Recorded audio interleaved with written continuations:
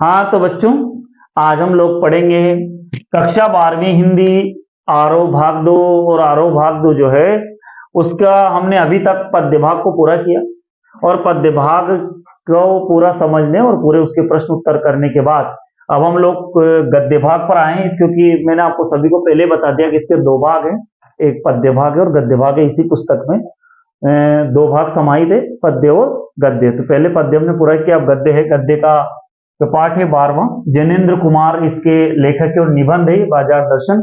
इसके प्रश्न उत्तर को देखेंगे, लेकिन उससे ठीक पहले हर बार की तरह आपसे बोलना चाहूंगा कि यदि आपने अभी तक इस चैनल को सब्सक्राइब नहीं किया है तो इसको सब्सक्राइब कर लें, और यदि बेल आइकन को दबाएंगे तो आपको हिंदी विषय से संबंधित और अन्य विषय से संबंधित नई नई वीडियो मिलती रहेंगी, नई नई जानकारियां मिलती रहेंगी। और यदि आपको विषय से संबंधित या वीडियो से संबंधित कोई भी ऐसी बात है जो आपको समझ में नहीं आ रही हो या आपको कोई कंफ्यूजन है, तो आप मुझे कमेंट बॉक्स में कमेंट लिख सकते हैं। चाहे तो आप मुझे, मेरी व्यक्तिगत नंबर है, इस पर फोन लगा सकते हैं। 77 480 34 984 मेरा मोबाइल नंबर है। 77 480 34 984। इसको आप चाहें तो व्हाट्सएप मैसेज कर सकते हैं, चाहे तो फोन भी लगा सकते हैं। और ललित.गुप्ता67 ये मेरी इंस्टाग्राम आईडी है, चाहे तो आप इस पर भी पढ़ाई से संबंधित वीडियो देख सकते हैं। चलते हम लोग पाठ की ओर। मैं आपको बता दूं कि ये पाठ है बाजार दर्शन और एक निबंध है, और ये बाजार के आकर्षण से संबंधित निबंध है। तो बाजार कब सार्थक होता है, बाजार को सार्थकता कौन लोग देते हैं, और बाजार में एक बार जब व्यक्ति जाता है तो वो उसकी चकाचौंध में खो जाता है। वैसे मैं आपको बता दूं कि बाजार दर्शन जो है इसके लेखक है जैनेन्द्र कुमार, जिनका जन्म हुआ था 1905 में और उनकी मृत्यु हो चुकी थी 1990 में, है ना। 20वीं शताब्दी है, उसी में उनकी मृत्यु हो चुकी थी। लेकिन और आज से ये कम से कम 35 साल पुराने, 35 साल पहले, 34-35 साल पहले इनकी मृत्यु हो चुकी थी। और उसके पहले का बाजार और आज का बाजार तो फिर और ज्यादा अंतर आ गया है। लेकिन ये आज के समय में भी, आज के संदर्भ में भी ये पाठ पूरी तरह से आज के संदर्भ में, आज के जो शैली है, जीवन शैली, आज की जो बाजार शैली, उस पर पूरी तरह से खरा उतरता है। आज भी इस पाठ को समझेंगे तो ऐसा लगेगा जैसे आज के बाजार का भी इसने वर्णन कर दिया हो। अर्थात ये जो जैनेन्द्र कुमार थे, ये एक दूरदर्शी व्यक्ति थे।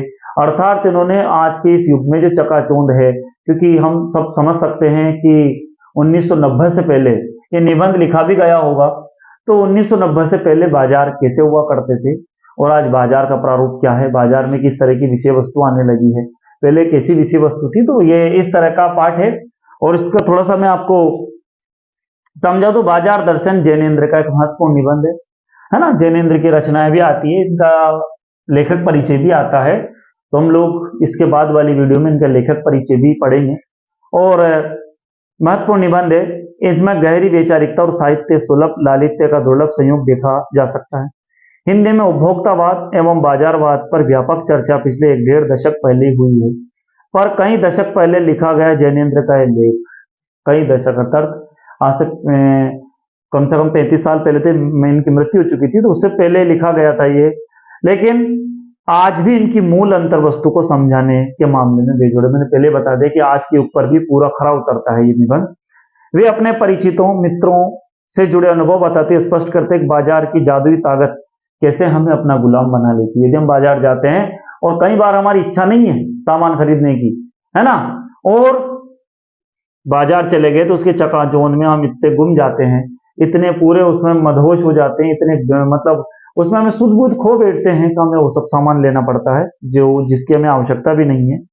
और अगर हम अपनी आवश्यकता को ठीक ठाक समझ लें और फिर बाजार का उपयोग करें, फिर बाजार जाएं, हमें पता है कि हमें क्या क्या विषय वस्तु की आवश्यकता, उतना ही बाजार से सामान खरीदें, और बाजार जाने के बजाय, है ना, तो हम उस बाजार का लाभ उठा सकते हैं।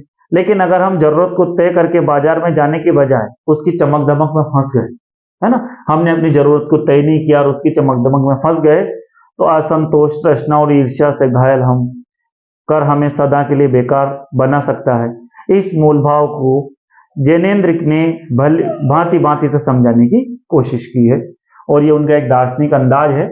हम देखते हैं इसके प्रश्न उत्तर, बाकी इनके परिचय को भी हम समझेंगे और इसमें से जो व्याख्या आती है उसको हम समझेंगे। बहुत अच्छा, सरल और बड़ा रोचक पाठ है ये। बहुत अच्छा पार्ट है। जब आप इसको पढ़ोगे तो इसमें बहुत आनंद आता है ना, क्योंकि इसमें से छोटे छोटे प्रश्न भी आते हैं और मैंने कुछ छोटे छोटे प्रश्न भी बनाए। इसके आगे चलते हैं, इस पार्ट को समझेंगे। बाजार का जादू, है ना, बाजार का जादू, चढ़ने और उतरने पर मनुष्य पर क्या क्या प्रभाव पड़ता है ना। जो बाजार का जादू है वो उसके चढ़ने और उतरने पर, एक बार बाजार का जादू चढ़ गया उस पर क्या प्रभाव पड़ता है, और उसके बाद उतरने पर बाजार के जादू से क्या प्रभाव पड़ता है, देखते होंगे। तो बाजार का जादू चढ़ने पर मनुष्य बाजार की आकर्षक वस्तुओं के मोह जाल में फंस जाता है ना। मनुष्य जो है वो बाजार का जादू चढ़ने पर मनुष्य बाजार की आकर्षक वस्तुओं के मोह जाल में फंस जाता है, और इसी कारण वह आवश्यकता न होते हुए भी गैर जरूरी वस्तुएं खरीद लेता है ना। आवश्यकता न होने पर भी गैर जरूरी वस्तुएं खरीद लेता है। परंतु जब यह जादू उतरता है ना, तो ये दो प्रश्न है, चढ़ने पर क्या होता है और उतरने पर क्या होता है। तो जब जादू चढ़ता है तो आवश्यकता न होते हुए भी वो क्या करता है, गैर जरूरी जो वस्तुएं वो खरीद लेता है, और जैसे ही उसका जादू उतरा बाजार का, तब उसे ज्ञान होता है ना। बाद में उसे आभास होता है कि जो वस्तुएं उसने आराम के लिए खरीदी थी, उल्टा वे तो उसके आराम में खलल डाल रही है। जो उसने अपनी सुविधा के लिए खरीदी थी, उल्टा वे तो उसकी सुविधाओं का भी हनन कर रही है, उसमें खलल डाल रही है। अब हम देखते हैं प्रश्न नंबर 2 की ओर। बाजार में भगत जी के व्यक्तित्व का कौन सा सशक्त पहलू उभर कर आता है। ये बहुत लंबा प्रश्न है, लेकिन इस प्रश्न में भी एक के साथ 2 प्रश्न बन सकते हैं। इन प्रश्नों को देखेंगे। जैसे पहला है, इसी दूसरे प्रश्न में पहली पंक्ति, बाजार में भगत जी के व्यक्तित्व का कौन सा सशक्त पहलू उभर कर आता है। तो हम देखते हैं एक भगत जी है, चूरन वाले भगत जी, उनको हम देखते हैं बाजार जाते हैं और वो अपनी आवश्यकता जितना ही सामान लेकर के पंसारी की दुकान से आ जाते हैं, तो उन्हीं के ऊपर यह है। तो बाजार में भगत जी के व्यक्तित्व का कौन सा सशक्त पहलू उभरा है, देखते हैं। बाजार में भगत जी के व्यक्तित्व का जो सशक्त पहलू उभर कर आता है वह है उनका अपने मन पर नियंत्रण।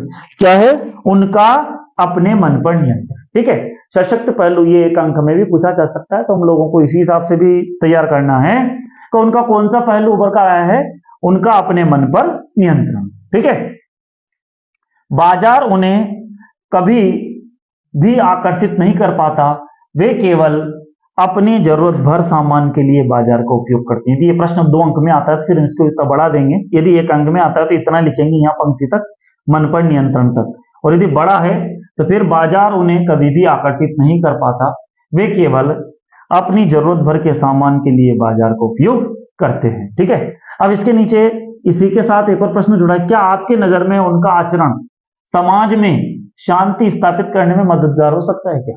जब उनका जो आचरण है कि भाई वो उतना ही सामान लाते जितना उनकी आवश्यकता है, तो क्या ऐसे व्यक्ति समाज, उनका आचरण जो है समाज में शांति स्थापित करने में मददगार है क्या। तुम देखते हैं हमारी नजर में ऐसे व्यक्ति समाज में शांति स्थापित करने में मददगार हो सकते हैं। ऐसे व्यक्ति क्या हो सकते हैं, वह समाज में शांति स्थापित करने में मददगार हो सकते हैं, क्योंकि इनकी जीवनचर्या जो है वो हमेशा संतुलित होती है।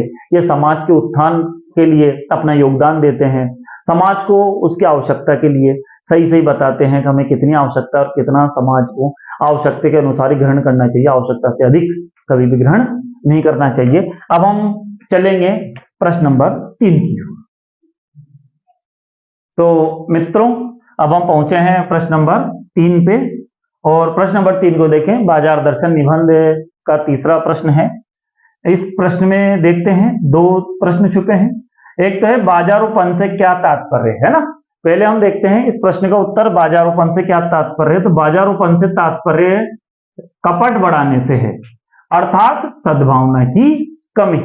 ठीक है, फिर किस प्रकार के व्यक्ति बाजार को सार्थकता प्रदान करते हैं अथवा बाजार की सार्थकता किसमें है। तो इस तरह से इसमें 2 प्रश्न है। तो हम पहले प्रश्न को देखेंगे, बाजारोपन से क्या तात्पर्य है। तो जो बाजारोपन से तात्पर्य कपट बढ़ाने से, अर्थात सद्भावना की कमी। सद्भाव की कमी के कारण व्यक्ति मित्र और पड़ोसी को भूल जाता है। सद्भाव के कारण, सद्भाव की कमी के कारण व्यक्ति मित्र और पड़ोसी को भूल जाता है।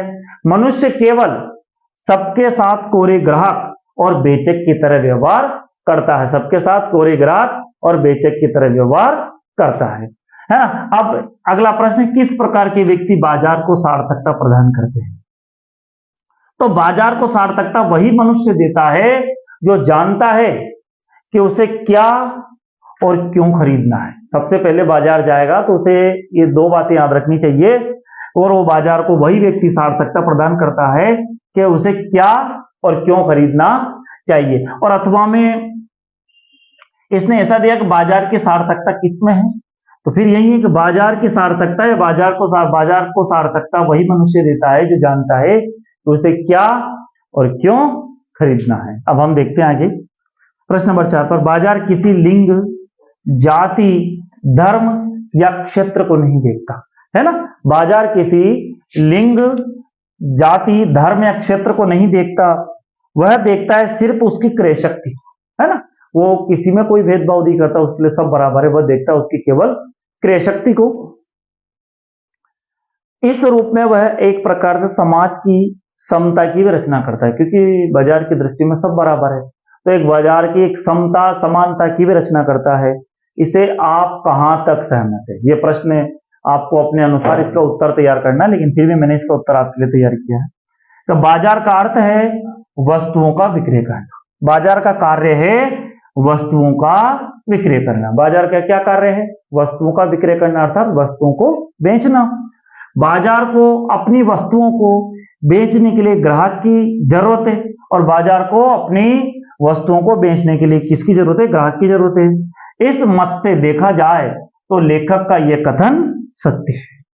लेखक इसमें भी क्रेता की समदृष्टि साबित होती है ना, लेकिन इसमें भी क्रेता की समदृष्टि साबित होती है, विक्रेता की नहीं, है ना। इसमें क्रेता की समदृष्टि शामिल होती है, विक्रेता की नहीं, क्योंकि क्रय शक्ति से हीन व्यक्ति स्वयं को औरों के समक्ष कमजोर व दुर्बल समझता है।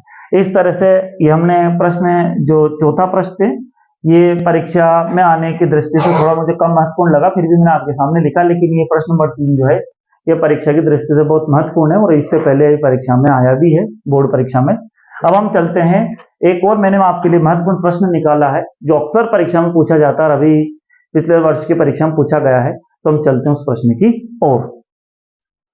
अब हम लोग एक महत्वपूर्ण प्रश्न मैंने ढूंढा है आपके लिए, मुझे ये परीक्षा में पिछले वर्ष आया है, इसीलिए इस प्रश्न को मैंने लिखा है, और ये बहुत महत्वपूर्ण प्रश्न है परीक्षा की दृष्टि से कि परचेजिंग पावर से लेखक का क्या अभिप्राय है, या फिर परचेजिंग पावर क्या है।